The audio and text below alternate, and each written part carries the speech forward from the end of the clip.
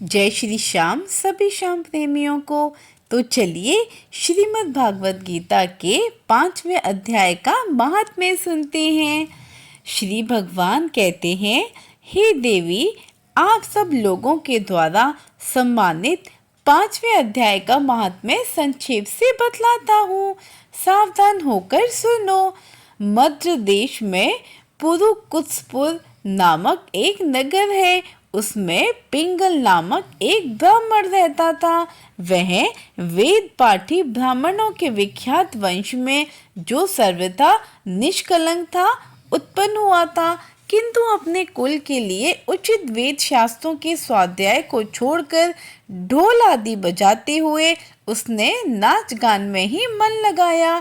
गीत, नृत्य और बाजा बजाने की कला में परिश्रम करके पिंगल ने बड़ी प्रसिद्धि प्राप्त कर ली और उसी से उसका राजभवन में भी प्रवेश हो गया।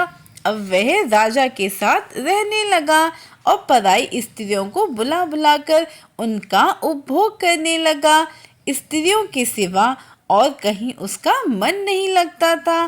धीरे धीरे अभिमान भर जाने से वह एकांत में राजा से दूसरों के दोष बतलाने लगा। पिंगल की एक स्त्री था जिसका नाम अरुणा था।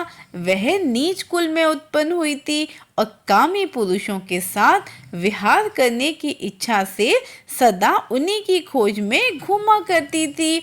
उसने पति को भी अपने मार्ग का कंटक समझकर एक दिन आधी रात में घर के भीतर ही उसका सिर काटकर मार डाला और उसकी लाश को जमीन में गाड़ दिया।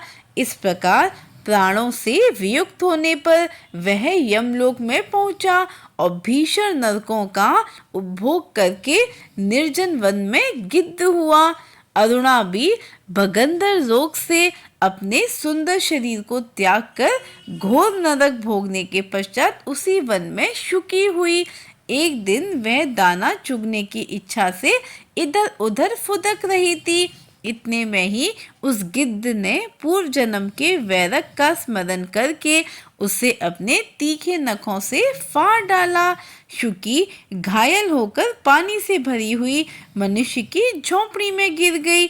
गिद्ध पुनः उसकी ओर आके झपटा। इतने में ही जाल फैलाने वाले बहेलियों ने भी उसे बाणों का निशाना बनाया। उसकी पूर्व जन्म की पत्नी शुकी उस खोपड़ी के जल में डूबकर प्राण त्याग चुकी थी। फिर वह क्रूर पक्षी भी उसी में गिरकर डूब गया। तब यमराज के दूत उन दोनों को यमराज के लोक में ले गए। वहां अपने पूर्वकृत पाप कर्म को याद करके दोनों ही भयभीत हो रहे थे। तदनंतर यमराज ने जब उनके घृणित कर्मों पर दृष्टिपात किया, तब उन्हें मालूम हुआ कि मृत्यु के समय अकस्मात खोपड़ी के जल में स्नान करने से इन दोनों का पाप नष्ट हो चुका था। तब उन्होंने उन दोनों को मनोवांछित लोक में जाने की आज्ञा दी। यह सुनकर अपने पाप को याद करते हुए वे दोनों बड़े विस्मय में पड़े और पास जाकर धर्मराज के चरणों में प्रणाम करके पूछने लगे, भगवान, हम दोनों ने तो पूर्व जन्म में अत्यंत घृणित पाप का संचय किया, फिर हमें मनोवांछित लोकों में भेजने का क्या कारण है, बताइए। यमराज ने कहा, गंगा के किनारे वट नामक एक उत्तम ब्रह्मज्ञानी रहते थे। वे एकांत सेवी, ममता रहित, शांत, विरक्त और किसी से भी द्वेष न रखने वाले थे। प्रतिदिन गीता के 5वें अध्याय का जप करना उनका सदा का नियम था। 5वें अध्याय को श्रवण कर लेने पर महापापी पुरुष भी सनातन ब्रह्म का ज्ञान प्राप्त कर लेता है। उसी पुण्य के प्रभाव से शुद्ध चित्त होकर उन्होंने अपने शरीर का परित्याग किया था।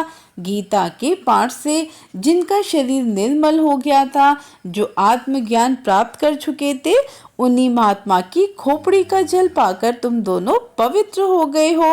अतः तुम दोनों मनोवांछित लोकों को जाओ, क्योंकि गीता के 5वें अध्याय के महात्म्य से तुम दोनों शुद्ध हो गए हो। भगवान कहते हैं, सबके प्रति समान भाव रखने वाले धर्मराज के द्वारा इस प्रकार समझाए जाने पर वे दोनों बहुत प्रसन्न हुए और विमान पर बैठकर वैकुंठ धाम को चले गए। तो आशा करती हूँ आपको आज की जानकारी अच्छी लगी होगी। अगर आप रोजाना श्रीमद् भागवत गीता के हर अध्याय का महात्मा सुनना चाहते हैं तो इस चैनल पर बने रहिए। जय श्री गणेश, जय श्री श्याम, जय श्री राधे।